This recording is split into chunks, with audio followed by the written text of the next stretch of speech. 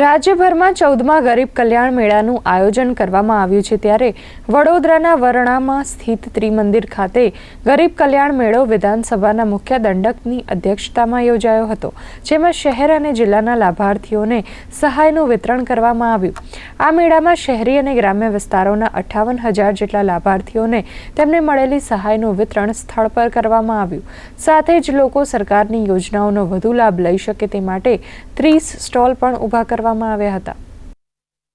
વડોદરા જિલ્લા અને વડોદરા મહાનગરપાલિકા દ્વારા અહીંયા ત્રિદેવ મંદિર વરનામા ખાતે પણ ગરીબ કલ્યાણ મેળાનું આયોજન કરવામાં આવ્યું છે। અહીંયા કુલ મળીને શહેર અને જિલ્લાના મળીને 58,000થી પણ વધારે લાભાર્થીઓને આ લાભ આપવામાં આવ્યો છે।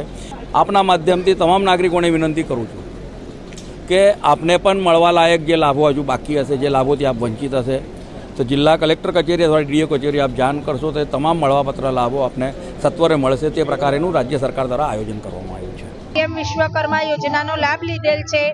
એમાં મારી 5 દિવસની ટ્રેનિંગ પૂરી થઈ ગઈ છે અને ટ્રેનિંગ બાદ મને 1 લાખ રૂપિયાની લોન મળેલ છે। મેં મોબાઈલની સબસિડી માટે ઓનલાઈન કર્યું હતું, એમાં 6,000ની મોબાઈલ ઉપર રાહત મળી રહી છે, તો એ લાભ લીધેલ છે।